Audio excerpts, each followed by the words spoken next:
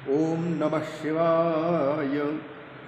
अथ श्री शिव महापुराणे प्रथमायां विद्येश्वर संहितायां द्वादशोऽध्यायः।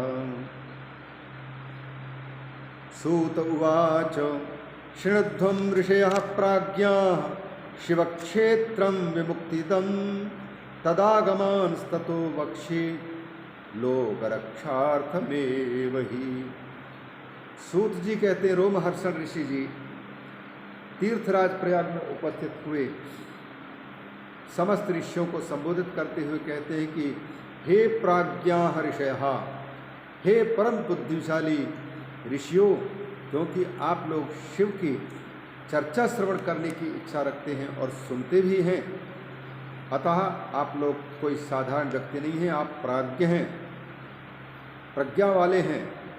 तो आप सब सुनिए।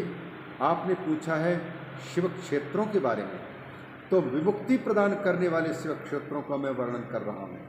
उसी प्रकार आप लोगों ने पूछा है शिवागमों के बारे में, तो तदागमान शिवागमान अपि, भगवान शिव के परिचय प्रदान करने वाले शास्त्रों का भी मैं वर्णन कर रहा हूँ।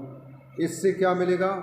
इससे लोक की रक्षा होगी, लोग भी रक्षित होंगे और लोगों के द्वारा रक्षित जो लोक है वो भी सुरक्षित होंगे। लोक रक्षार्थम या यह लोक संग्रहार्थम, लोक संग्रह हो, जानकारी सबको मिले और लोग शास्त्रों के अनुसार जीवन यापन कर सकें, तदर्थ मैं कहने जा रहा हूँ। सावधानतया शृण्वन्तु, सुनो। 50 कोटि विस्तीर्ण सशैलवन कानन शिवाज्ञया ही पृथ्वी लोकम धृत्वा च तिष्ठति। इस धरती को देखें। इस धरती में ये पूरे के पूरे ये जो पृथ्वी है, यह पृथ्वी 50 करोड़ योजन विस्तृत क्षेत्रफल वाला है। 50 कोटि विस्तीर्ण, 50 करोड़ योजन वाला यह धरती का क्षेत्रफल है, जिसमें कि अनेक पर्वत, अनेक नदियाँ, अनेक अरण्य, अनेक देश, अनेक समुद्र, अनेक द्वीप, सब के सब आ चुके हैं। तो 50 करोड़ योजन विस्तार वाला ये धरती का क्षेत्र कहा गया है। और यह धरती, जैसा इसका नाम है धरती है, तो यह सबके जीवों को, सब जीवों के जीवन को धारण करती है। शिवाज्ञया, भगवान शिव की आज्ञा है कि तुम जीवों को धारण करो। शिवाज्ञया ही पृथ्वी लोकम धृत्वा च तिष्ठति, लोगों को धारण करके विराजमान हो रही है। अगर ये न धारण करें तो फिर जल में डूब जाए सब लोग, या ये धारण ना करें तो कोई टिक नहीं सकता। गुरुत्वाकर्षण है धरती में, इसलिए पार्थिव समस्त चीज़ों को अपनी ओर आकर्षित करके रख लेती है। तो ऐसी ये धरती है। और इस धरती में, पूरे पृथ्वी में भगवान शिव के अलग अलग क्षेत्र हैं, शिव के स्मारक पवित्र क्षेत्र हैं। बहुतों की जानकारी लोगों को नहीं है, कुछ की जानकारी है तो वो शास्त्र जिनका वर्णन करते हैं उनकी जानकारी है, और बहुतों की शास्त्र वर्णन करते पर भी लोगों की जानकारी से वो परे हैं, अलग हैं।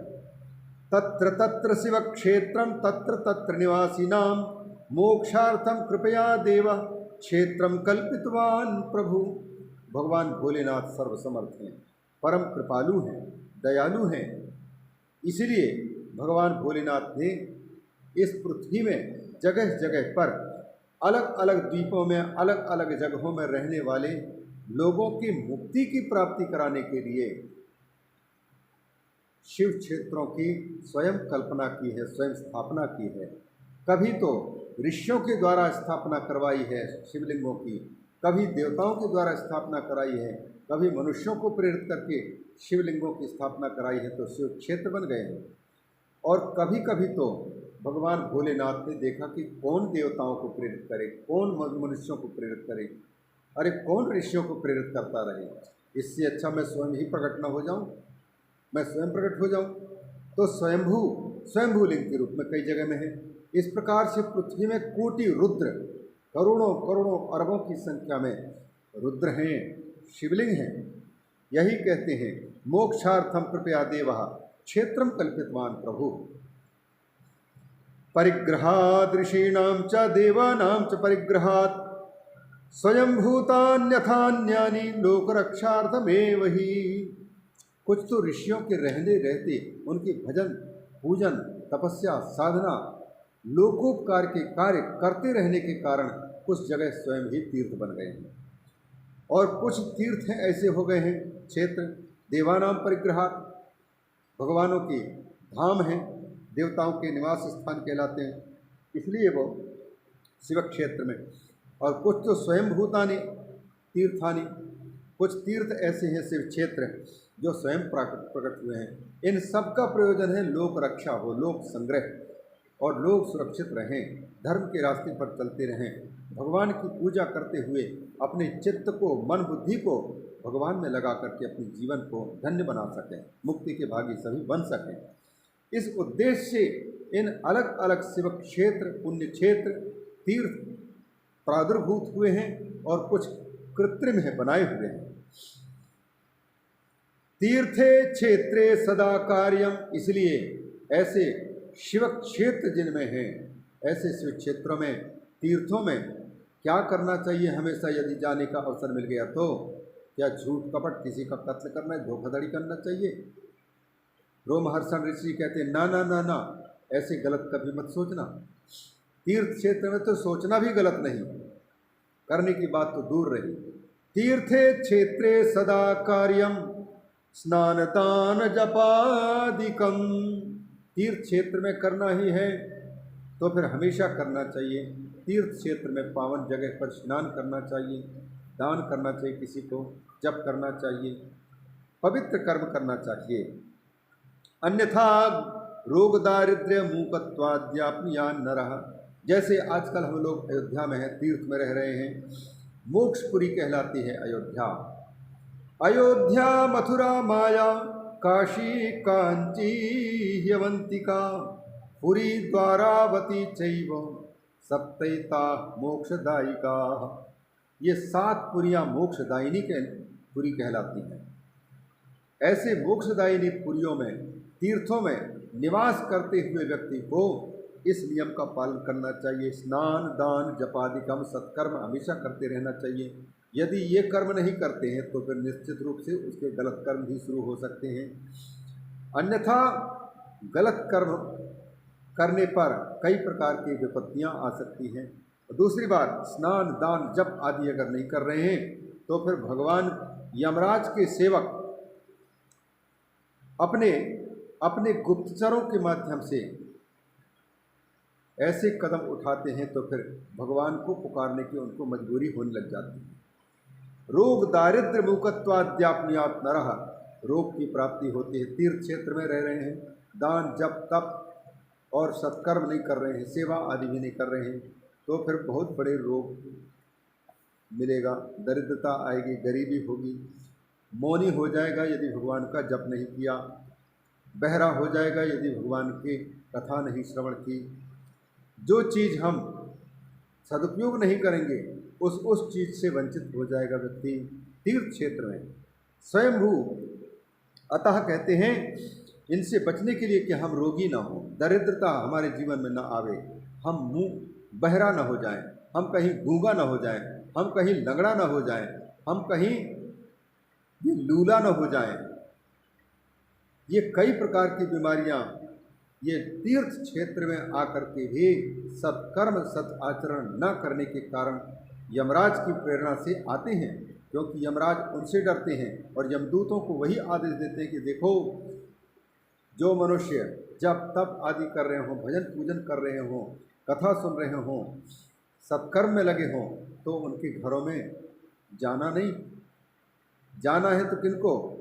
जो भगवान के साथ में नाता रिश्ता नहीं जोड़ करके रखे हुए हैं, मनमानी तरह से ज़िंदगी जी रहे हैं, लूट खसोट करते हैं, झूठ कपट करते हैं, बस उनके यहाँ उनके घर में जा कर के उनको लाने, यहाँ नरक में लाने पर कोई रोक टोक नहीं, बिना पूछे कर लेना।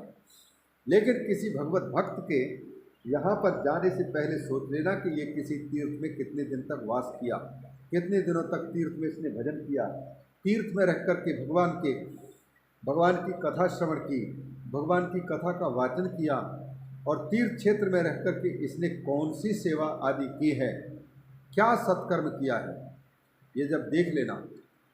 और अगर कुछ किया है तीर्थ क्षेत्र में तो इतनी जल्दबाजी में उनके घर में चले मत जाना, उनके यहाँ जाना नहीं। शास्त्र कहता है तीर्थ क्षेत्र में रह करके यदि हम स्नान, दान, जप आदि नित्य सत्कर्म नहीं करते हैं तो रोग, दारिद्र्य, मुमुखत्वाद्याप्नुयात् नरः, मनुष्य इन चीज़ों को प्राप्त करता है। और ये तो पृथ्वी की बात हुई, पृथ्वी के तीर्थ क्षेत्रों की। अनेक वर्ष हैं, अनेक द्वीप हैं, सप्तद्वीपा वसुंधरा, और प्रत्येक द्वीप में किसी में 7 वर्ष, किसी में 9 वर्ष, किसी में 6 वर्ष, किसी में 2 वर्ष, अलग अलग हैं। उसी प्रकार से जम्बू द्वीप के अंतर्गत 9 वर्ष हैं। 9 वर्षों में से भारतवर्ष अन्यतम है। इस भारतवर्ष में भी भगवान भोलेनाथ का स्मरण कराने वाले अनेक शिव क्षेत्र हैं। अथास्मिन् भारते वर्षे प्राप्नोति मरणं नरः, अतः इस भारतवर्ष में भी जहाँ जहाँ शिवधाम हैं, तीर्थ क्षेत्र हैं, वहाँ पर भगवान का भजन स्मरण करते हुए यदि कोई व्यक्ति आमरण जीवन यापन करता है और मृत्यु को प्राप्त होता है तीर्थ क्षेत्र में, तो उसकी दुर्गति नहीं होती है। स्वयंभू स्थानवासेन पुनर्मासु मनुष्यमाप्नुयात्, स्वयंभू लिंग जिन तीर्थों में वहाँ निवास कर रहा है मरण पर्यंत, तो फिर उसके निवास करने के पुण्य प्रताप से उस व्यक्ति को फिर से सत्कर्म करने का अवसर भगवान देते हैं। वह पुनः मनुष्य शरीर प्राप्त करके जन्म लेता है। कहाँ लेता है जन्म? जहाँ जन्म लेने के लिए देवता लोग भी तरसते हैं। गायन्ति देवा किल गीत कानी, धन्यास्तु ते भारत भूमि भागे, स्वर्गापवर्गास्पद मार्ग भूते, भवन्ति भूयः पुरुषाः सुरत्वात्। देवलोक में भारत की प्रशंसा होती है, और भारत में जिसने जन्म प्राप्त किया उनकी प्रशंसा इसलिए होती है क्योंकि भारत भूमि ही ऐसी भूमि है जो कर्म भूमि है, भोग भूमि भी है, और योग भूमि भी है, और मोक्ष भूमि भी है। और अन्य जगह में मुक्ति प्राप्त करने के लिए योग साधना नहीं की जा सकती है, ये सुविधा नहीं है। अन्य क्षेत्र तो केवल भोग भूमि है।